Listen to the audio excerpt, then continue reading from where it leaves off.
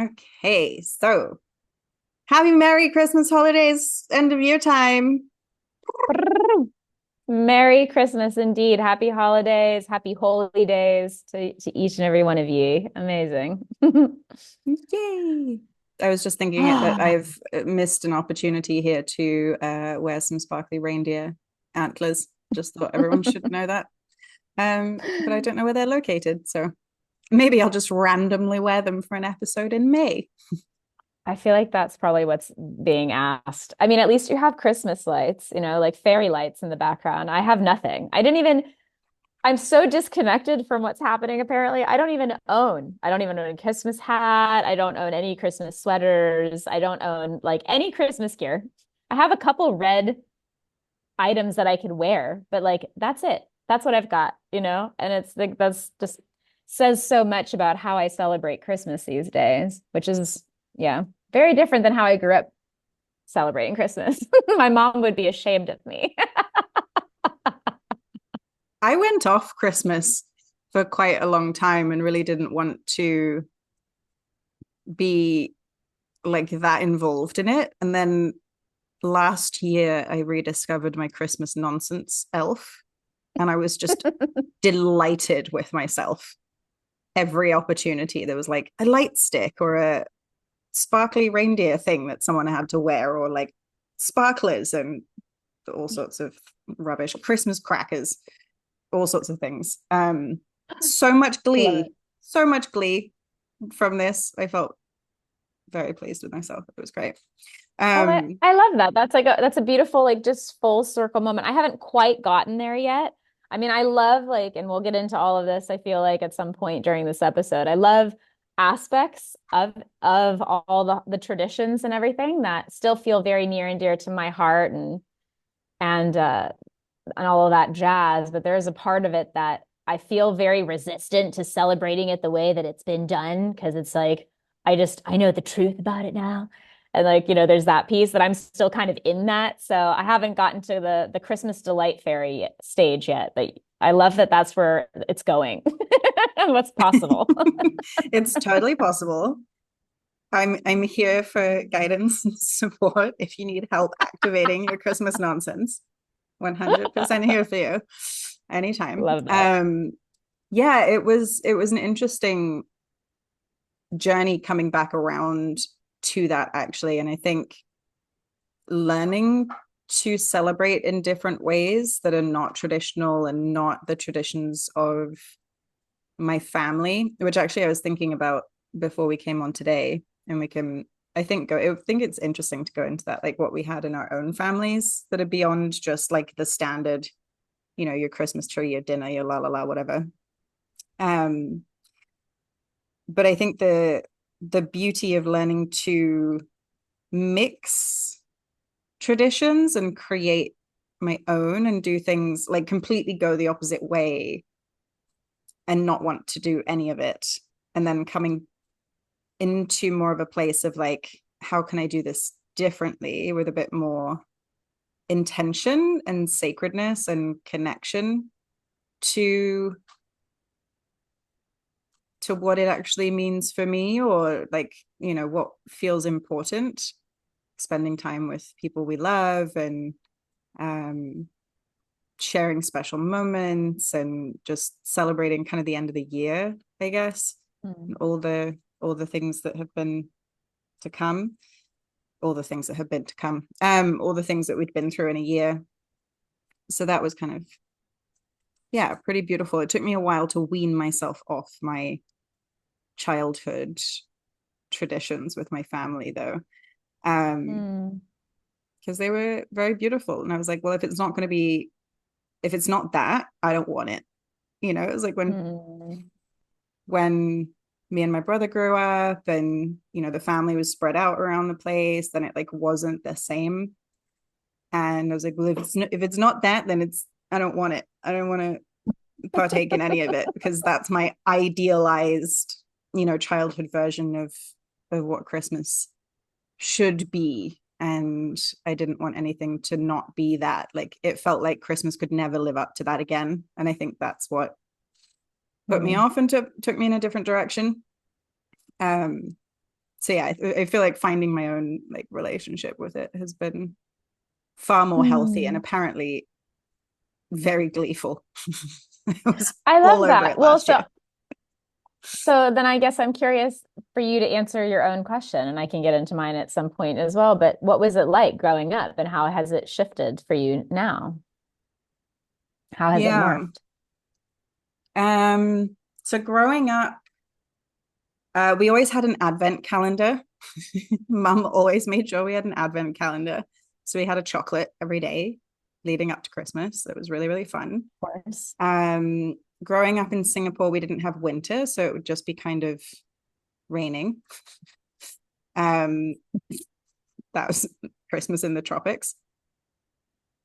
And end of year, there's always we always had a lot of like Christmas parties at school and different things to go to and other friends' houses, and that was always really fun. But then Christmas itself, Christmas Eve, I always remember. So my mum made us t-shirts every year, matching t-shirts, and it would be Oh like my gosh. different things every year, whether it was like a, had a Christmas tree on it with like a glitter glue border or whatever it was. So she would always make t-shirts for us, matching t-shirts, so that we could all take a family photo and send it to everyone on, Christmas Day. In fact, before the invention of the internet, we did this in advance, and we take the Christmas photo so that it could be a Christmas card. Right. Yeah, But exactly. later on, we could do it the day before, much more efficient. But that was really cute. I remember that. She did it for so long. It was really beautiful. I, of course, was deeply embarrassed of this coming into my teenage years. Of course. Yeah. But Christmas Eve, we would like order pizza and go by the pool, just be outdoors somewhere, and just enjoy like a chill family evening and then watch Christmas movies and be really excited for Santa to come. So it'd be very difficult to get us to go to sleep. Mm. And I just remember my favorite movie being White Christmas, which was, Oh I my was just gosh. enamored by snow. Yeah. It was amazing. Um, then yeah, Christmas morning we'd wake up super, super early. Oh, we'd always put little mince pies and wine out for Santa because Santa liked wine.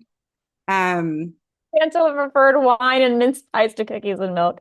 I love that. yes, yeah, yeah, because the Brits aren't super big on like Christmas cookies. We do like Mm. variations of things made with raisins and dried fruit, Okay. many It's like different things. We have, like a suet. yeah, Yes. so we have like our Christmas pudding, which is made of it, mince Yes. pies, which is made of the same thing. And then we'd have like, fruit bread, Christmas bread made of the same thing. Lots of raisins, lots of dried fruit, and many, many various baked goods. So mum would always make the mince pies that we'd leave out for Santa. And we'd leave a carrot for the reindeer that someone would very dutifully nibble on to show that the reindeers had been there and enjoyed their carrot. Um, Waking up Christmas morning, we'd always get up super early, open our stockings first because they'd be on the end of our bed, and it was all like little things. So it was like sweets and little knickknacks and I don't know, fun stationary things like, you know, highlighters that smell like fruit or whatever. It was like cute little, cute little gifts. Then we'd be allowed to, we'd go down, have breakfast. Mum and dad always got, in Singapore, there's a bakery called Deli France. It's like a chain franchise, but they'd always have like Christmas shaped breads. So I remember very much having like a Christmas tree shaped croissant thing, which was always fun. And we could open one little present before we'd get dressed up and go to church. And then we'd go to church Mm. for Christmas Mass. Then we could come home and open all of our presents, which we then had to practice patience with and pretend to be Wow. dignified children taking our time. And we'd go round and we'd open them together as a family. So it was, one person's turn to have a present, someone else's turn to have a present, someone else's turn to have a present. which was hilarious watching me and my brother try and be patient and remembering Oh yeah. needing to make lists of everyone who sent presents so that we could write the dreaded thank you cards um, to every single person on that list later on.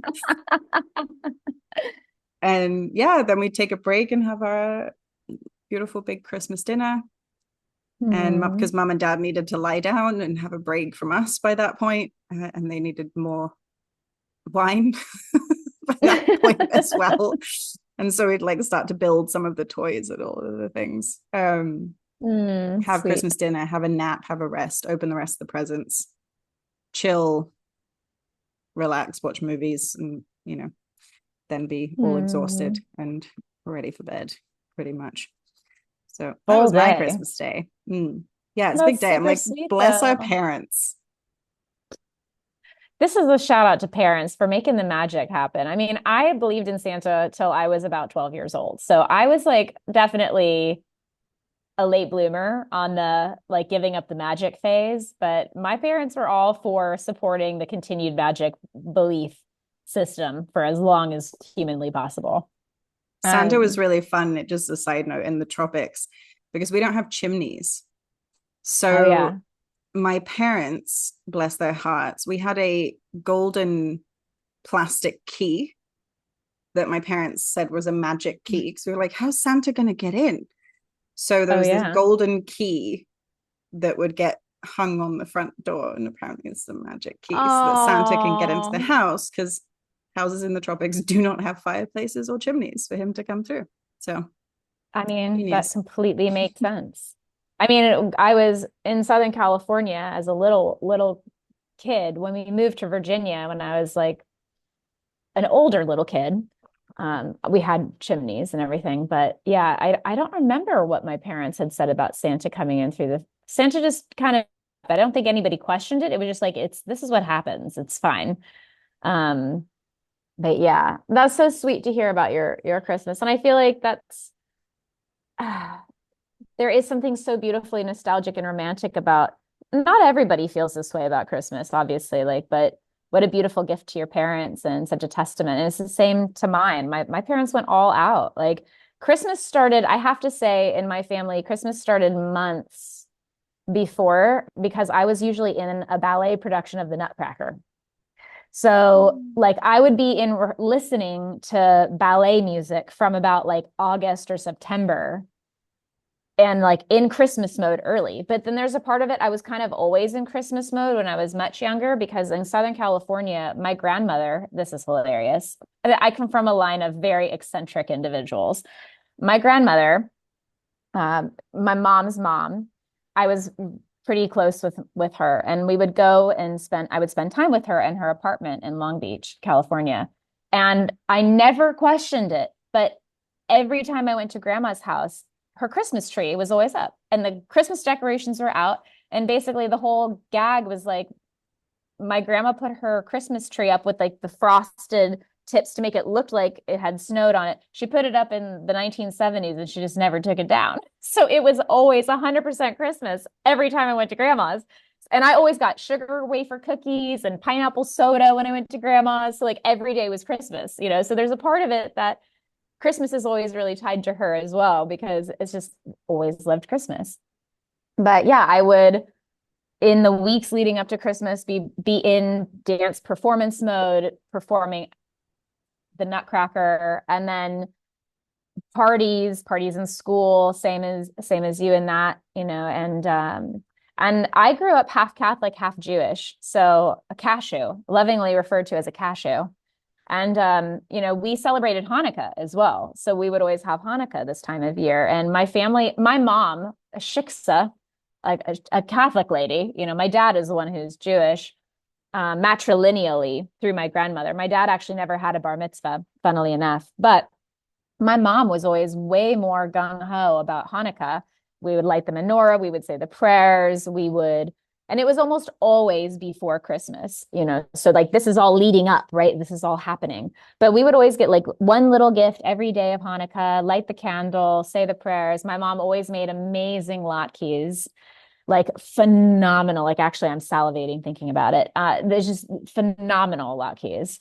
And yeah, and we'd celebrate Hanukkah. And like that was a whole thing as well. I felt like so grateful because I got so many presents. I would get little ones in the days leading up through Hanukkah. And then Christmas, it was always so many presents. And the night before, my family would gather and we would watch three TV shows every time. We would watch Mickey's Christmas Carol. We would watch How the Grinch Stole Christmas, and then we would watch Merry Christmas, Charlie Brown. And we would watch it in that order because we would record it. It was recorded in the 1990s on a VHS tape. And it had all the commercials in between. Like I very much remember like zooming through all the commercials. I remember the M&M commercial for the holidays and like the 7-Up one. And it's like playing like we wish you a Merry Christmas with the little bells. Like I remember all of it. It's just so funny that that's part of the experience.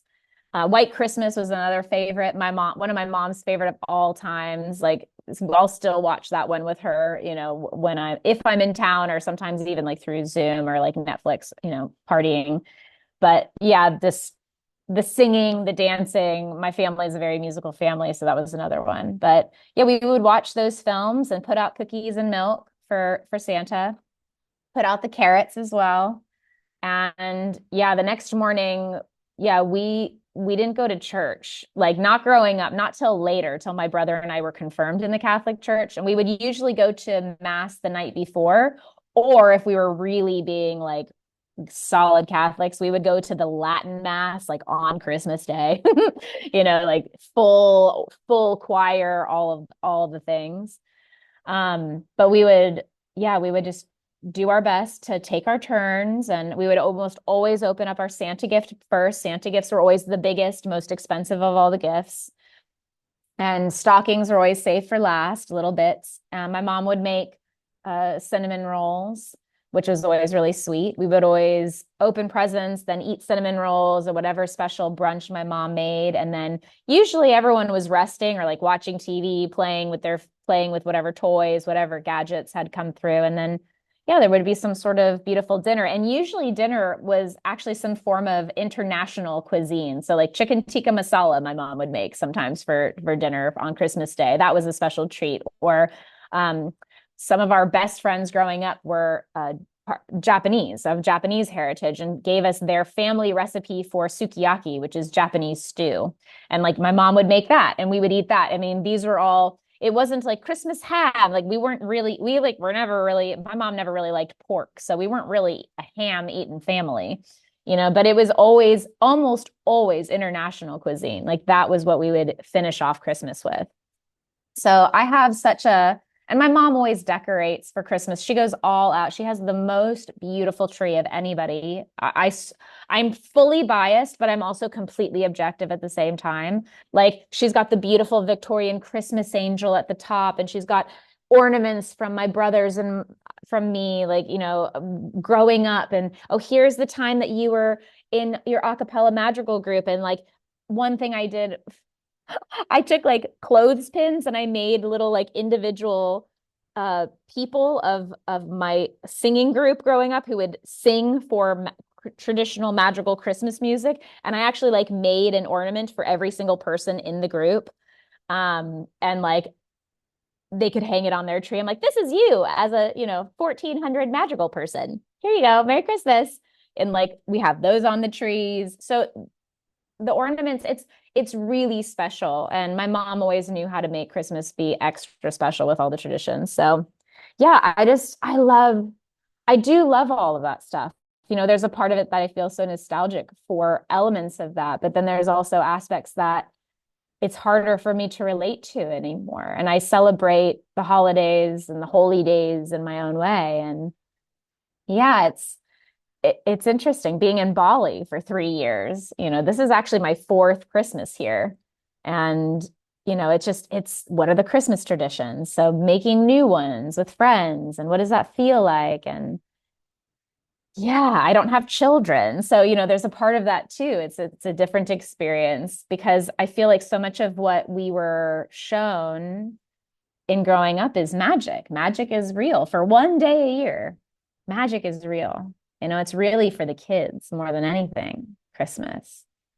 So not Yeah. having kids, I feel like that definitely impacts how I celebrate these days. Last year, I actually celebrated with some friends, and I have a dear friend and brother. He has a little one who's like 2 years old, and he brought his little one to Christmas, and that was really sweet to see that because it just has a different effect on the whole day, and that's very sweet. Mm, super beautiful. Hmm. Yeah, it is magical. It definitely, I remember that most of all, I think, was just the magic. Everything felt just particularly special at the end of the year.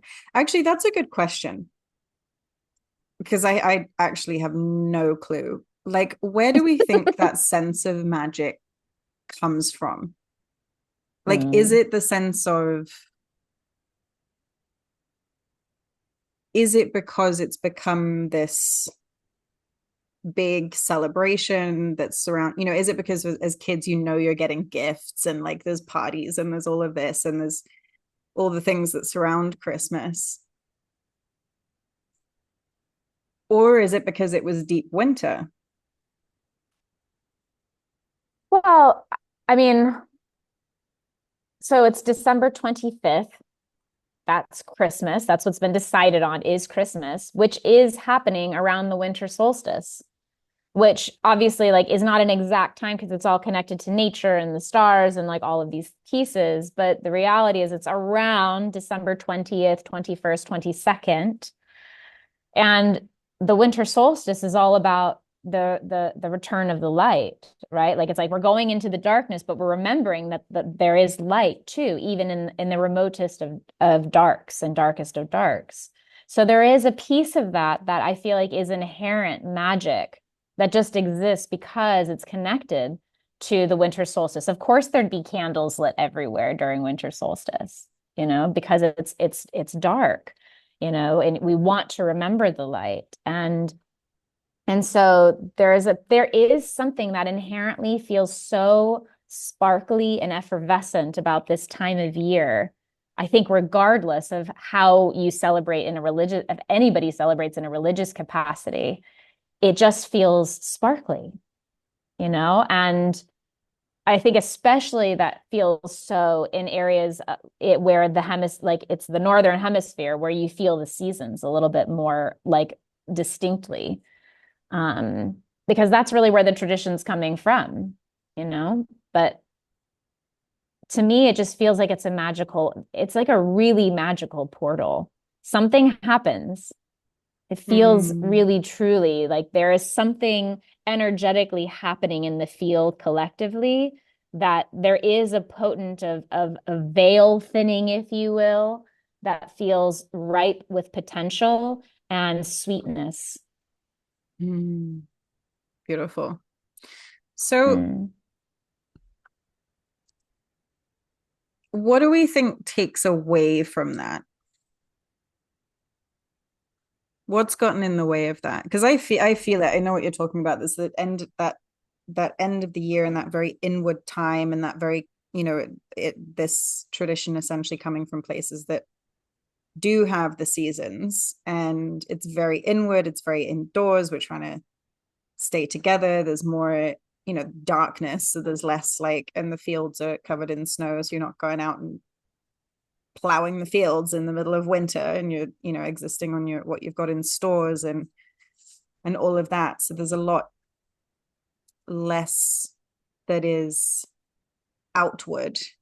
Everything is much more slowed down, much more inward.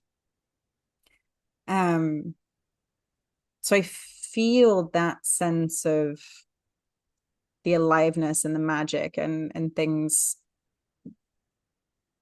changing in the seasonality of it, and feeling that in the energy. But like, where is our actual connection to that? Like, how do we get Mm. that connection, and what is it that's distracting from that?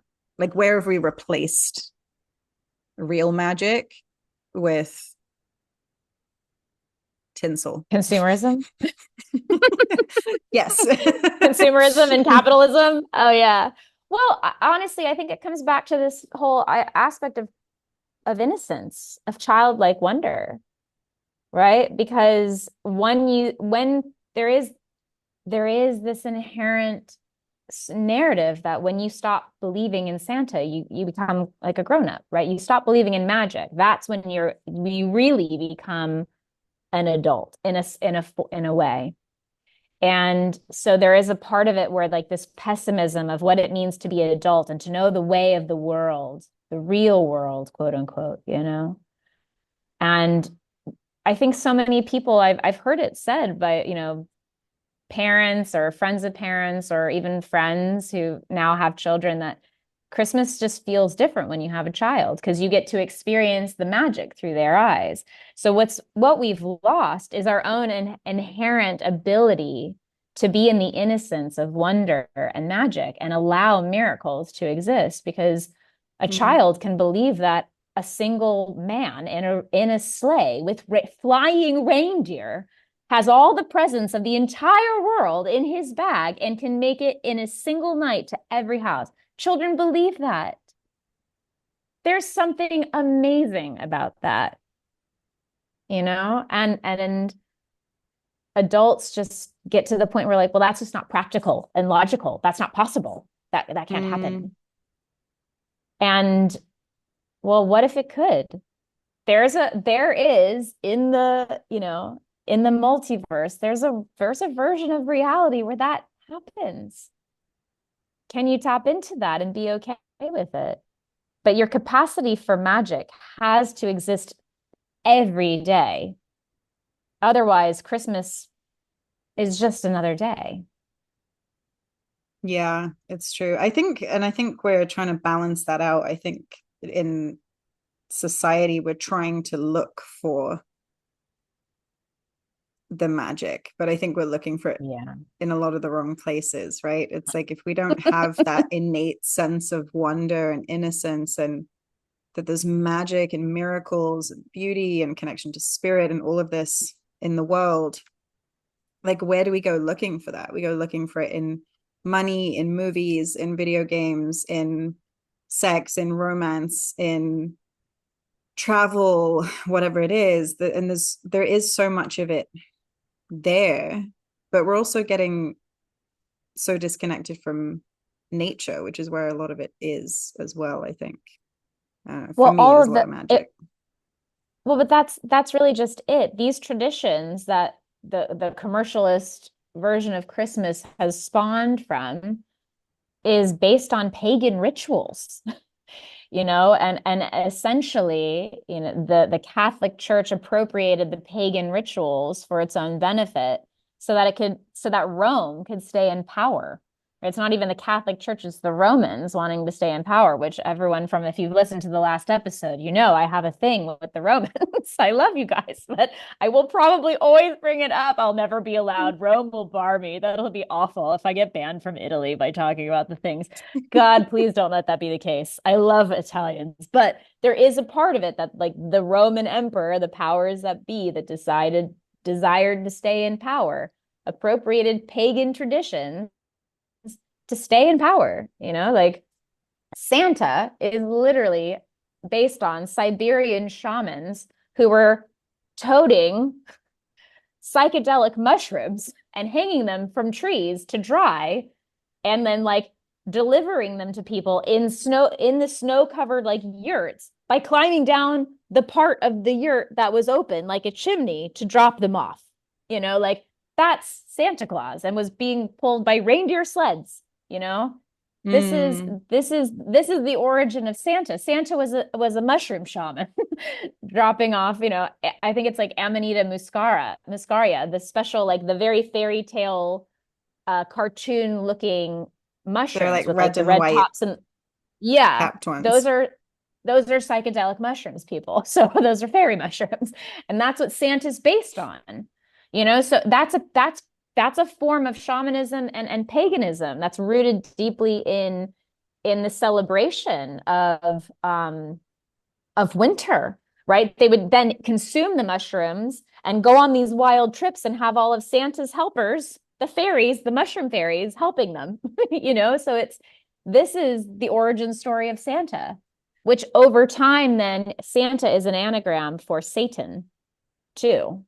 And I think that that's Oh, another good. story entirely, where like if you get into the worshiping of Santa from a consumerist level, it can be seen as the worshiping of Satan from a dark space, because I have my own theories on the devil and Lucifer, and I'm not saying I'm a Satanist by any means, but I think that there have just been bastardizations of who Lucifer in the story of the fall of, you know, the fall, what that really was about. But yeah, it's there is something very, to me these days, much more nefarious happening with how things are celebrated, where we're being taught to worship the consumer aspects and forget, as you said, the beautiful aspects that are deeply connected to spirit, like even the Krampus traditions in Europe, in Eastern and Western Europe. The Krampus Where is is that? Is that Germany, Norway, Sweden? Where is that? Why am it's I like blanking? it's generally like Germany, Austria, Czech Republic, like that kind of Oh area, yeah, the that's right. more alpine regions. But the Krampus is kind of the opposite of Santa. Not instead of bearing, psychedelic gifts, the Krampus is here to punish little bad boys and girls if they do bad. But what I suppose, and it was a horned creature, like terrifying. My guess is it's actually much more of a pagan ritual that was keeping the evil spirits at bay Mm, during this time of year. That's what comes up for me, is like, actually my guess is in a much more ancient lineage. It kind of reminds me of here in Bali around Nyepi, the Balinese New Year. There's the Oga Oga parades, and they build these huge like demon-like creatures to scare off the demons for the coming year, right? And it feels like it's part of that same more animalist, or not animalist, animistic tradition of scaring the spirits that are malevolent away. So mm. wow, when you get into that, that's much more interesting to me. I find that much more fascinating. It is. It's very cool. I find the Krampus parades and walks and all of those things absolutely fascinating. Like I love those videos, and I'm just like, that is on my bucket list. It is like way up there on my bucket list. I mean, one day I'm gonna be there because it looks like a good time to me. I feel like once we start getting our retreats going, sweetheart, like we get to do a Krampus retreat, and that gets to be a thing. A Krampus retreat. But really like to be able to do a retreat over Christmas time, like the Oh, I got markets and shivers. the just winter time, just stunning. Like I'd love to be able to do that because it feels different with the seasons. It It does. feels really, really, really different. Um, Definitely reconnecting with that feels like such a beautiful thing. Well, but I think that that's also part of this, like the whole point of us putting together this podcast, origin stories, and talking about lineage and ancestry.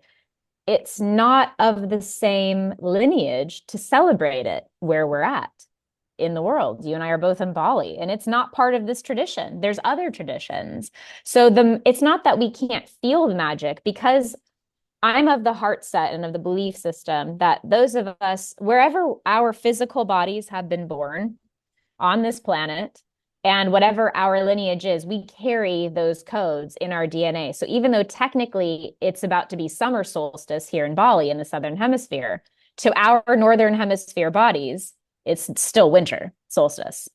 So that's how it feels for me. But it feels lesser, like not lesser in a way that it's worse, but lessened in that there feels like there's a damper on the magic that I can access here. That just, Yeah. it's not a bad thing. It's just not part of the magic of the lands that I'm sitting on. It's very different. Yeah, completely. It's Yeah, I love that you refer to it as like a damper because it's true, because you do feel it viscerally so much more when you're in the land, on the land where the body is from, and with those traditions that are encoded, with those knowings, like with the remembrance that we have. So Hmm. let's talk about the nefarious thing. I want to go back to that. Oh, let's go back to that. Can we talk about nefarious agendas? Like, Okay, so like we've talked about the fun stuff. Now to the real if you're here and you're still listening, you're one of the real reals. Let's go. Let's dig in. Let's go. so the nefarious agendas of Christmas. Let's talk about that. Tell me about that. What is your theory on the bowing to the gods of consumerism? Ah. Well, I mean, instead of it's actually very simple, right? Because instead of bowing to God, like these are holy days, they're holidays. If you break down the word holiday, it's a holy day. It's not that difficult. It's literally coded in front of us. If you actually if you break down holidays and separate it from holy days, then what you're worshiping is not the holiness and the reverence of spirit and all the spirits that are part of this time of year, helping us remember the light. Like, think about that. It's the darkest time of year in the Northern Hemisphere, and it's the remembrance of light. But there's a part of it, it's like, what light are you here to remember? Whose Mm, light are you here to remember? Whose light are you here? And I'm getting my angel wings are tingling, but like, there's a part of it. Is it the glitzy, glamorous, tinsely, Hollywood consumer-esque version of Christmas that tells you that if you buy, I was talking to somebody earlier today, he was like, I don't even know how to buy my dad presents because I'm so separate from like the quote unquote traditional Christmas these days. I am like Googling what to buy my dad, and it's saying to buy like $250 worth of a, smokeless fireplace for him or smokeless fire pit for him. And I know my dad's actually going to enjoy reading books more. So I spent less money, which makes me feel kind of guilty. I should be spending more, but on something I think he'll actually enjoy. So for me, it's this like, are you going to be distracted by all the lights over here of like literally like flashing lights, people putting blow up Santas in their front yard, things like that? Or are you going to remember what it's really about, which is the light within that calls to the light without, which is to say the light outside of ourselves that helps mm, us remember the holiness and the sanctity of going into the darkness, the caves, right? This is it's a goddess, and oh my gosh, it's a goddess initiation, winter solstice. mm, mm-hmm, It's an initiation into darkness and hibernation. It's a goddess ritual. Oh. mm. It's Oh. interesting you say that actually, because when I went and did my little Anglo-Saxon lineage rabbit holing for multiple days, one of the celebrations that was deeply pagan, and the only records of this were um, written way, way, way later, and it was written by a Christian missionary or bishop or priest or somebody who wrote about it in a very like disdainful way and was not It was advocating for probably a this. Roman. Probably a Roman. Oh no, this is going to be a running joke.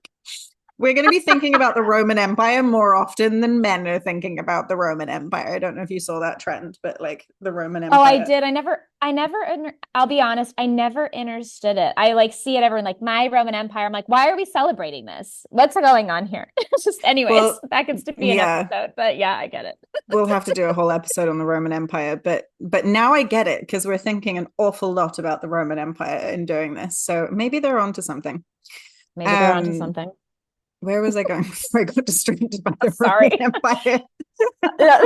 Ah, You were saying you were going down the rabbit hole of your Norse lineage, and somebody Right, had disdainfully written about it. And right, right. So the eve of Christmas Day, was apparently called. I'm gonna butcher the pronunciation of this in Old English, but it's something along the lines of Modranecht, okay. which is Mother's Night. And in the way that it's written about it, it's like there's not that much that's written about it. So, but from what I was reading and what people understand, it was either something to do with like celebrating the collection of feminine goddesses, um, the Dizir, I think it was called Dizir. I don't know. Okay. Anyway, clearly not up to scratch on this. Anyway, but the idea was that it's celebrating the mothers, and from what they could tell, there was Mm. like a fire and feasting and dancing and prayer and all of these beautiful things. So there's very much like a divine feminine or feminine celebration aspect there, I think, Hmm. that has been lost.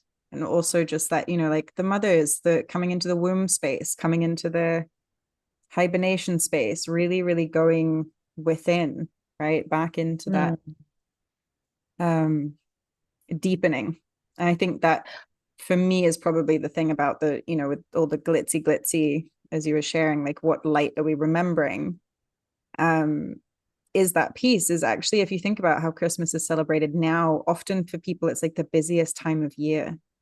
People are really busy. They're like, in businesses doing loads and loads of sales and wrapping up for the end of the year. And then personally, everybody's shopping, going to parties, and getting ready for Christmas and trying to get all of the things together and prepared, and loads of excess food and drink. And it's just like Yeah. excess, right? And everything is look outside, look outside, look outside. But if we look at what is winter meant to do, well, it's meant to be time to restore and rest and hibernate and really go in. And it's like we can't, if we're distracted from going Hmm. in, we're distracted from finding the true light and finding a true sense of being restored and rejuvenated and integrated and ready for the next cycles ahead.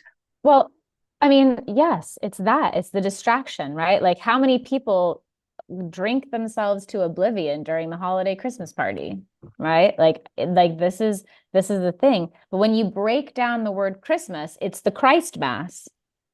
And yes, you can get into that from a Catholic tradition of what a mass is, but it's really interesting. It's almost this, if we want to get back into the nefariousness, because of course we do, right? Celebrating the Christ Mass, the mass awakening of Christ consciousness, which Mm. is really what it's about. Well, instead of we've put it into one being, this mythological, birth of one being. Most people who are not really, I'll say, fully in the mythology of Yeshua, of him being a man and also God, right? They will really believe that it's Jesus Christ. Well, yes, Yeshua, and I say Yeshua because to me, Jesus is the Romanized story version of who the real man actually was. Yeshua was an embodiment of Christ consciousness. It didn't belong to him. Buddha, also a Christ, right? Mary Magdalene, also a Christ, right? Like these different Mm. aspects of being access their Christ consciousness, which is really just the higher self. And so we've externalized it though on one person. And so when you're always looking outside of yourself for the answer, whether it's Santa Claus bringing you presents, whether it's Christ coming and, redeeming all of us, or, helping us ascend through the apocalypse, whatever it is, when you think of it as anything outside of yourself, you immediately give your power away.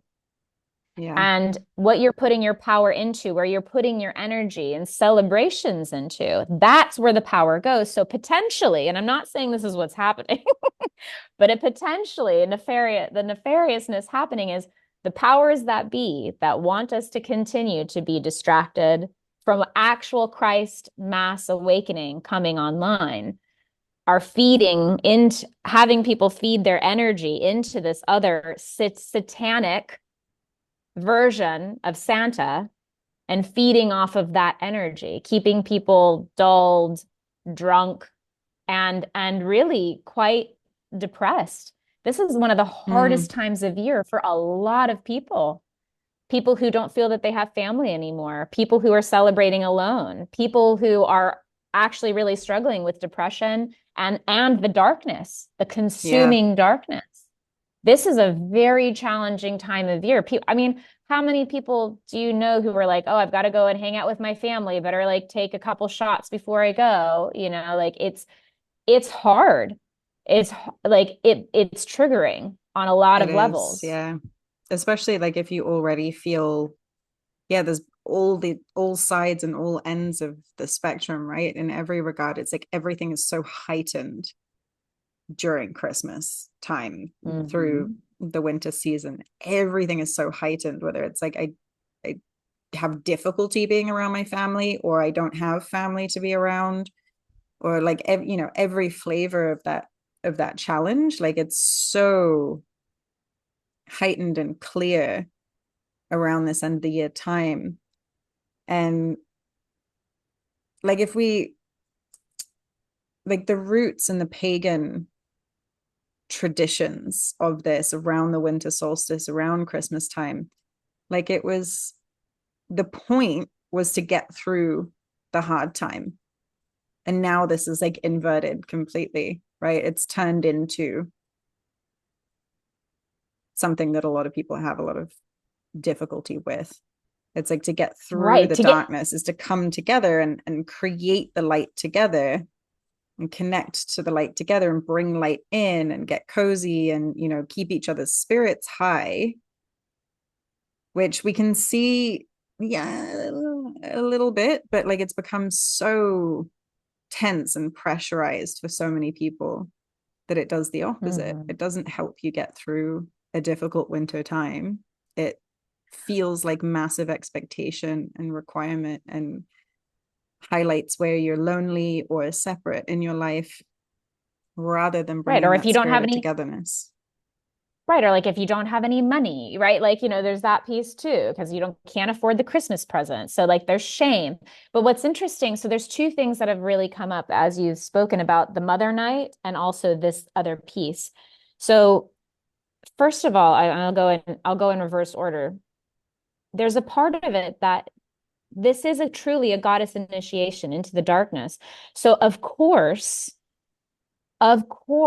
some of our biggest triggers would come up the minute that we're being asked to step into the darkness, because that's what the darkness is actually asking us to look at.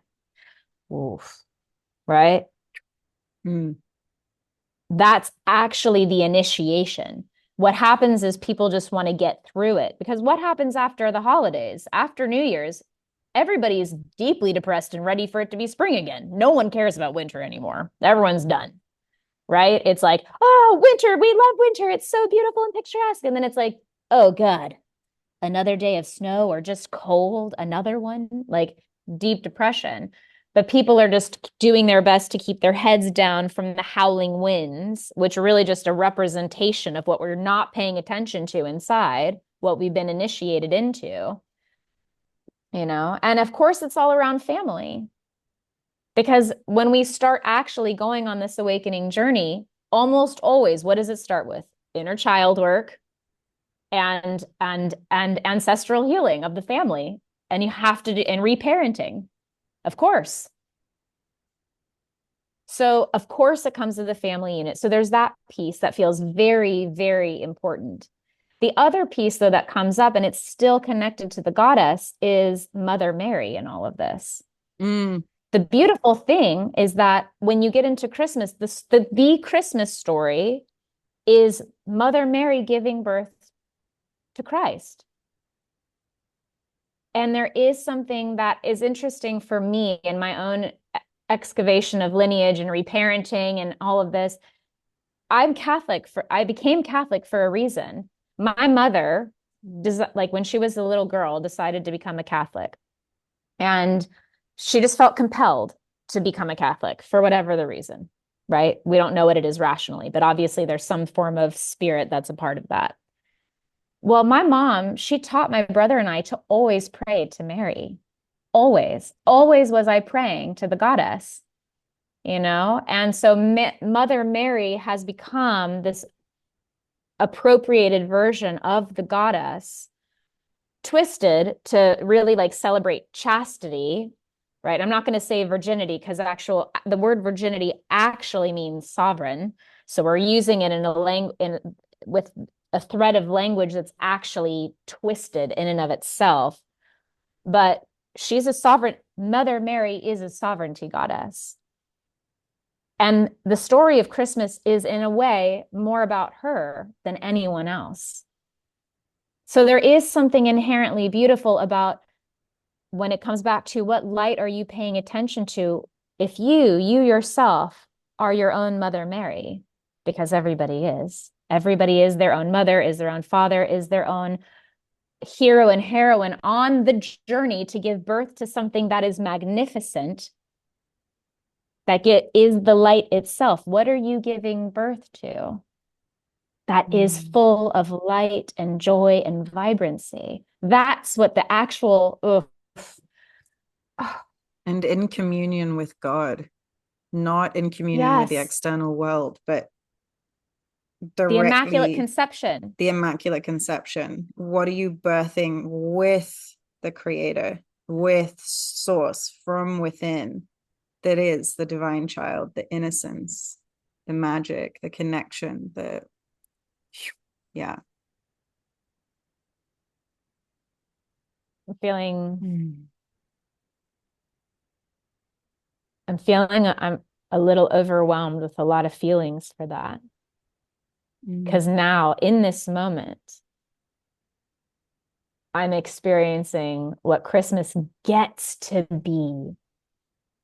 And when I say it gets to be, it's not because somebody's given me permission externally. It's like, ooh, look at the possibility of what this gets to be now. Now that this portal has unlocked, look at what it's really about. And actually, okay, now I'm going to really go down a rabbit hole for a second. This is a whole episode in of itself. Do But it. Mother Mary, MM, there is a connection with that MM, Mother Mary, Mary Magdalene, the Marys. There is a school of thought that Mary is a title more so than a name. And if you break down the word mère, it means mother. La mère, even in French. La mère is the sea, la mère is the mother, right?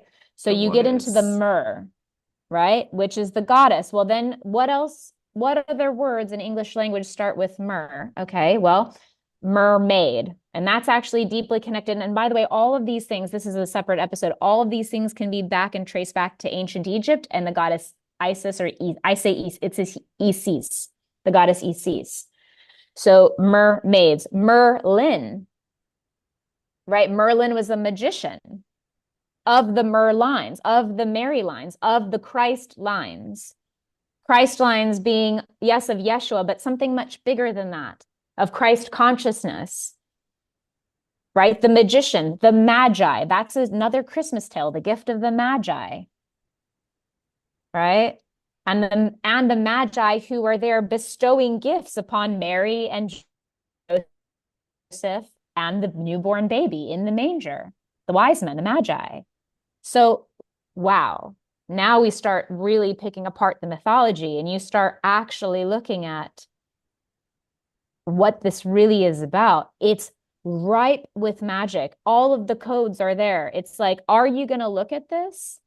Are you really going to see it? Yes, you can take it as a literal story, and that's a beautiful thing. But if you look at it more from a literary perspective, it's so much richer.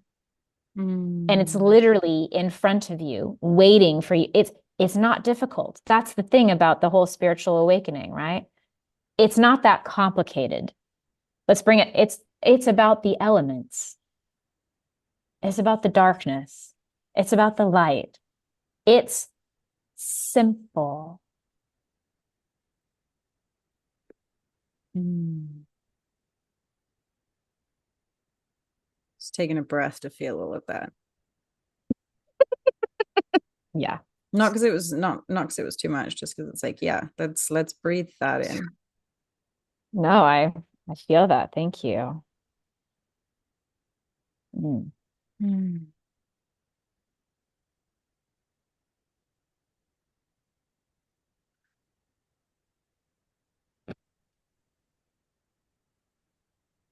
I feel it. I feel it deeply in my body. Mhm. This deep theme of the feminine and going in, coming back into the womb, really beautiful, precious time to enter into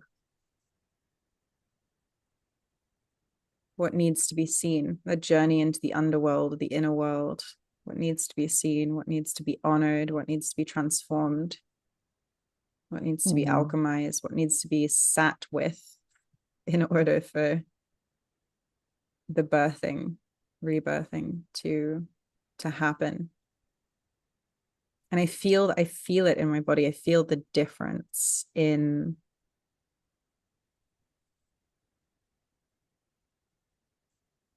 what a deeper connection to this Christmas time could mean.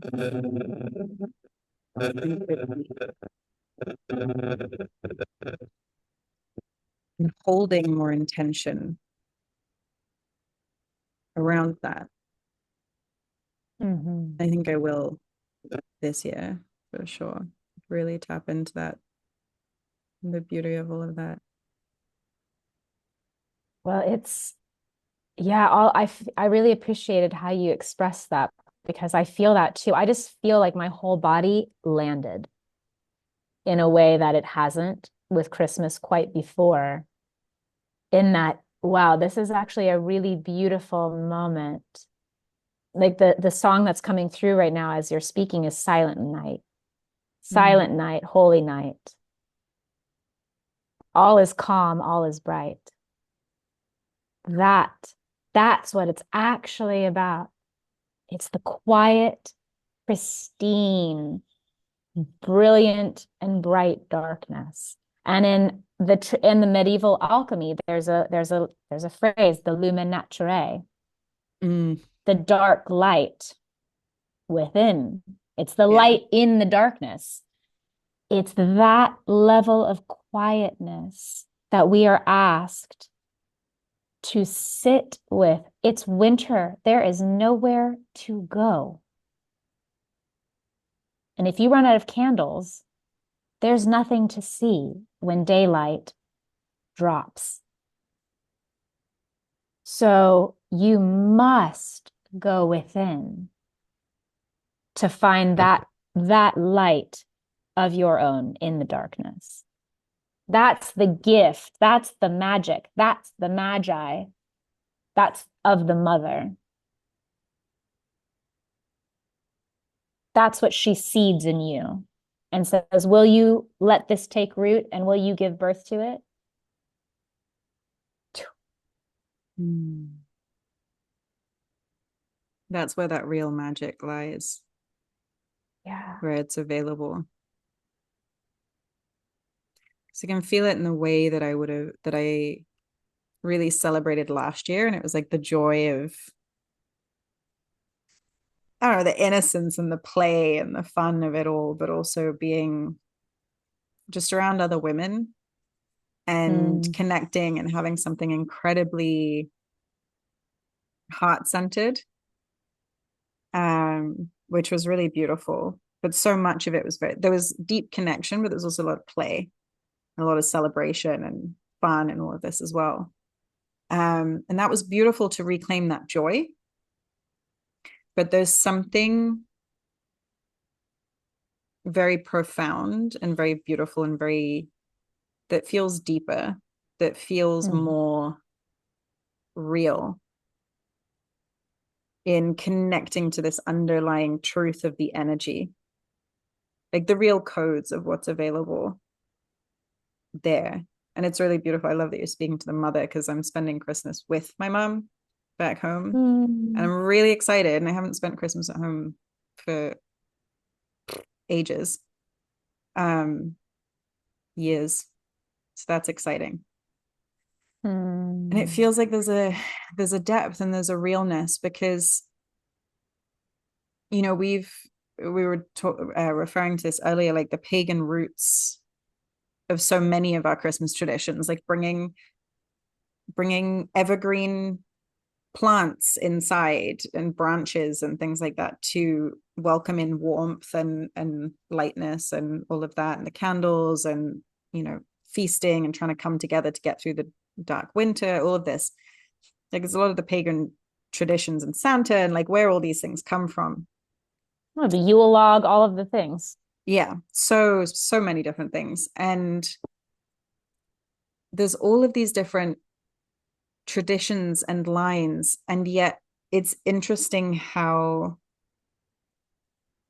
I think still disconnected from it, I was still feeling like even knowing these Mhm. things or like being aware of these things doesn't necessarily bring the level of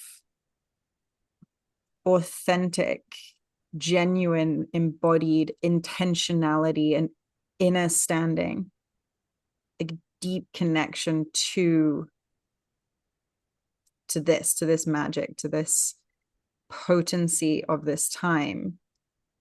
And I think that's the real gift of what we've just like unraveled and unpacked here is this sense of like, oh, this gets to be so meaningful, not just in a way of Yeah. like, you know, poo-pooing Christmas commercialism or and being like, I'm going to go and celebrate it in a pagan way because my mindset would be like, how do I make this a more authentic to my body's lineage celebration? That would be the initial instinct, is to try and find my way through that.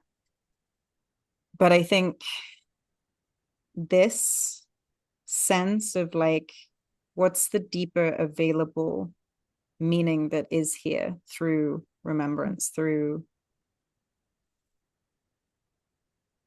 connecting to the essence, really to the essence of what's available. And it's like, wow, it gets to be really meaningful and purposeful and intentional in a way that then can guide interactions with the holiday season, with the celebrations, with whatever it is. And that I think is such a key because it's like these are the pieces that then that's spirit, that's the soul, that's the intrinsic connection, right? That then can guide us to go and be in whatever we're in, but we have a connection to it that is so much deeper, that's rooted in something so much more potent. And then that essence can guide us into whatever the celebration looks like. Then there's no right or wrong, or it needs to be this or it needs to be that or it needs to feel this way. It's like when the true connected meaning is there, Mhm. it holds so much richness. I'm feeling very grateful for this conversation right now. Just really I like, am wow. I am too. This is not at all expected. Like this is just you and I riffing and speaking to it. So yes, there has been some research that's been done, but like it feels very powerful. And for me too, to be like, wow, no wonder I've always felt so drawn to Christmas. No wonder my mother has always felt so drawn to Christmas. Like in terms of my mom still identifies as a Catholic, which is that works for her. That's how she taps in. But like she really sees it from this very goddessy aspect, and I'm just you're a priestess, you're praying to Mary. That's pretty pagan of you, but like I get it, you know, it's to the mother, it's to the goddess. It's it Mm. really truly is deep reverence of the feminine, which I mean, like, and we don't need to go down this rabbit hole too much and abysm and like very, very dark. But of course, this time of year, which is really truly an initiation into the holiness of the feminine, of the darkness, would be capitalized by the powers that be to distract you from what's really happening, because it's about the deep feminine. And yes, it's about the dark feminine, but here's the difference though. Like there's spectrums of light and dark. Like even within light, there's a spectrum of like light and dark light, and there's a spectrum of dark and light dark, right? So when we're talking about the nefariousness of darkness, we're talking about the darkest of darks that's affiliated with malevolent forces. But there is another form of darkness that is the goddess, that is light dark on the spectrum, and it exists purposefully for our benefit. Mm. But of course, it would be appropriated at this time. And oh, it saddens me that so many of us have been led so astray. And yes, this is all based on like pagan, like Eastern and Western European pagan traditions, which have wholly been lost, you know? But there's a part of it that no wonder we feel so disconnected is because those shamanic lineages have been appropriated in such a way for us to be like, well, of course it's magic, but it's not real magic. It's a wand. You know, like the druids were running around with wands. You know, like that's a real thing. And I was like, yeah. I mean, that's more of a Samhain, you know, conversation. We can wait till October for that one, but it's all part of the same thread of make them believe in magic, but make them believe in it with the blinders on, and this is what it is. Mm. Versus let's expand the scope. And that's what I feel like this conversation has done is it's really expanded the scope of possibility of what it really means to be sitting in the magic. And wow, yeah. Now I too feel more connected to my own pagan roots of all of this. I'm not just doing it because of the motions. Oh, yes, my ancestors would have done this. So I will do this too. Similarly to what you spoke to, it's like, wow, at the end of the day, even if you want to get out of the whole Christianity piece, Hanukkah is all about lighting candles in the dark, right? Diwali, right? Like all of it is illuminatory, regardless of the tradition and time of year, which means there's something that's much more unified at heart happening here than it being about the Mother Mary story or like Yeshua. It's not about that. It's the mother, it's the womb, it's the darkness and the light being birthed from within, and remembrance of that, the reverence and holiness of that, the celebration and joy of that, of claiming it, of it being seated. That's a Mm. very different take on what this time of year gets to be about. Yeah. It's it's so much deeper even than just the pagan traditions, Yeah. you know. That's the thing. It's the knowing. There's a knowing Yeah. that's so deep that doesn't matter what time we're in, what has happened, anything. I think that's what's calling us all. I think that's why we Mm. do what we do and what we're chasing. All of that is because there is a deep knowing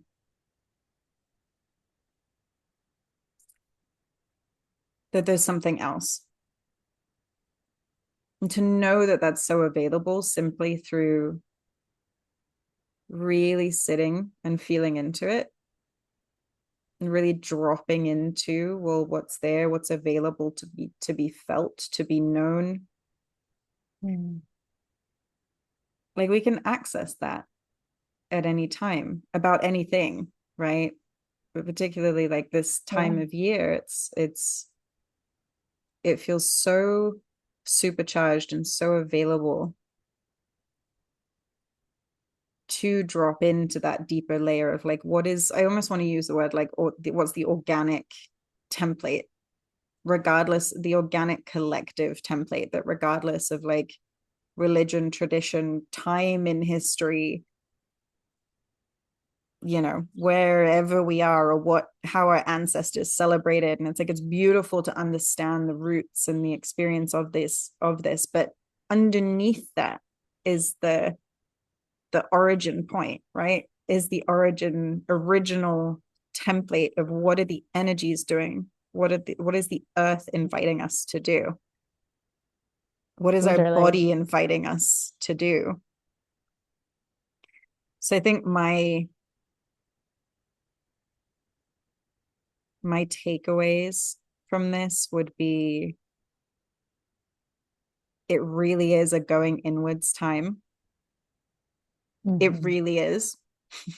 It really is about coming into recharging, resetting, deep connection within the family, within the self primarily.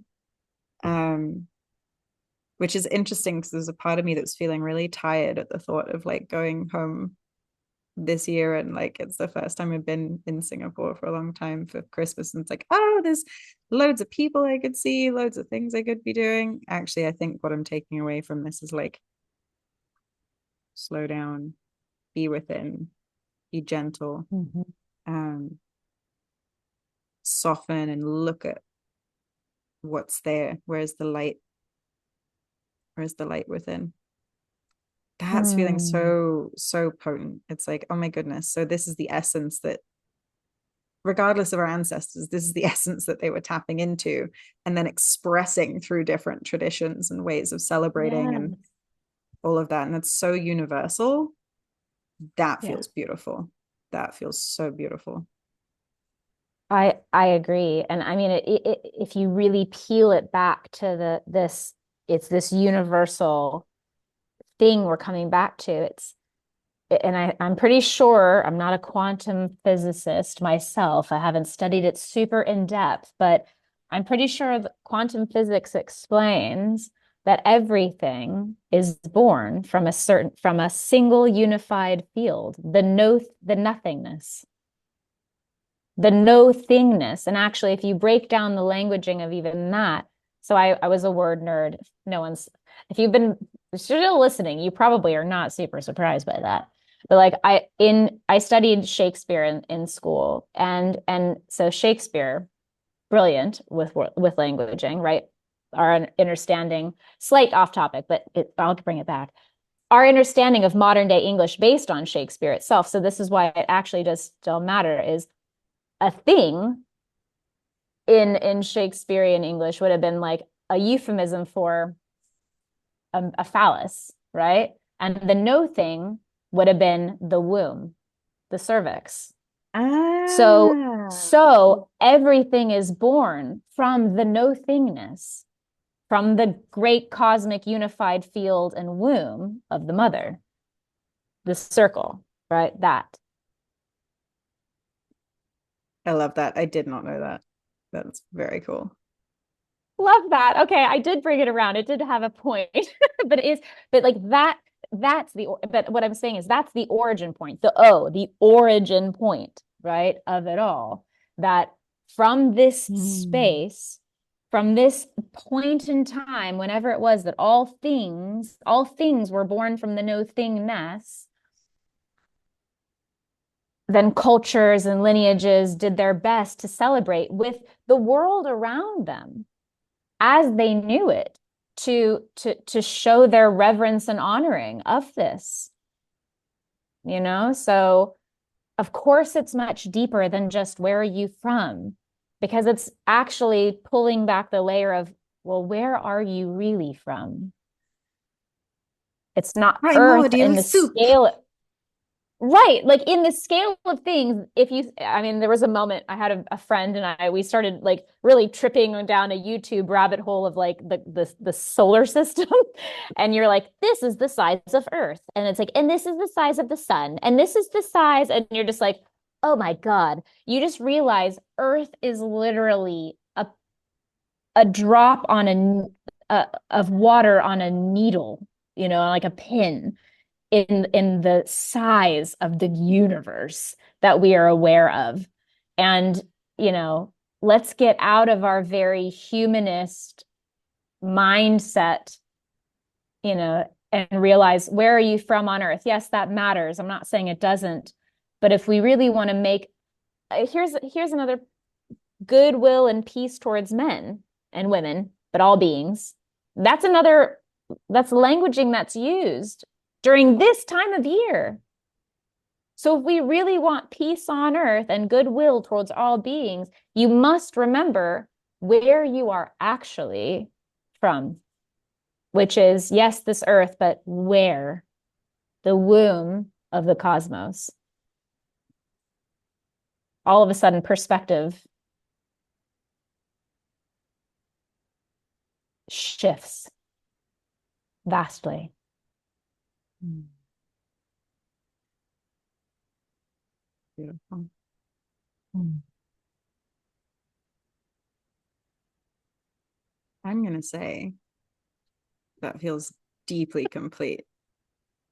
I too feel this is deeply complete, and I'm so grateful that we had this conversation because I really, my takeaway is really in deep reverence of the magic of the feminine and the seedling of light. How do I get to play with that and celebrate that this year? It feels like from now on, this time of year will never be the same for me. That's what it feels like. Me too. I'm very grateful for you, my love. Thank you for all that you have inspired and just having this conversation.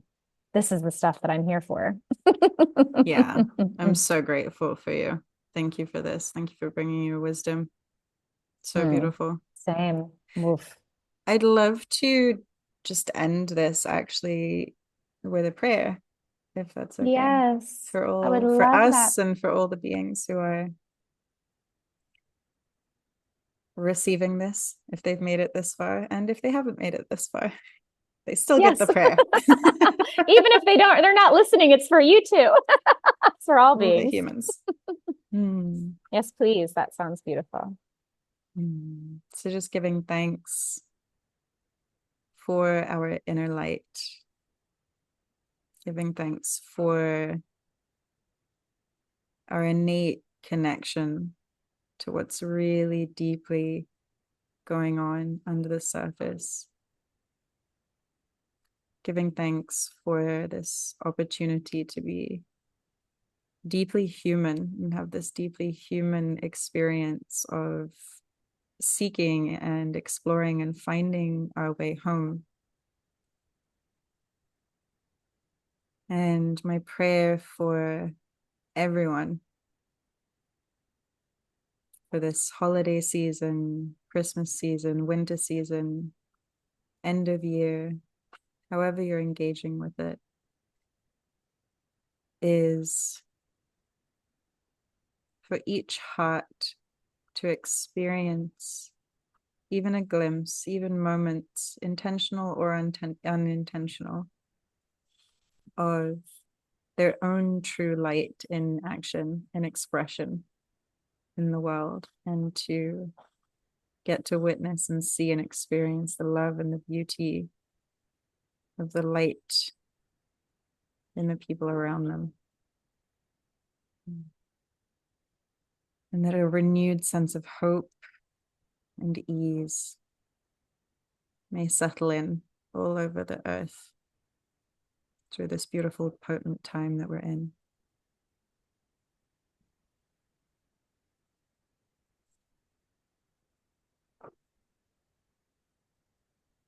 And if I may add, the lighting of the candle, and this remembered hope that each and every being can awaken to their own magic, the magic within and the magic outside of oneself as well during this time of year, and stay open to miracles. Stay open to receiving them, to witnessing them, to being them.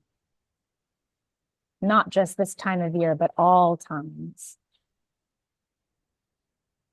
Forever moving forward.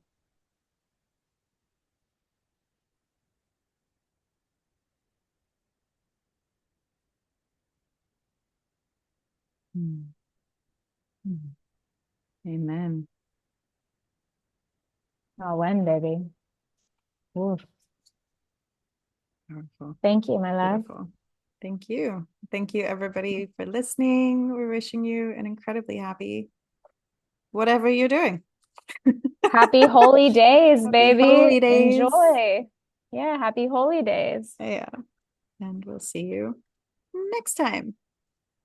Ciao. All the love.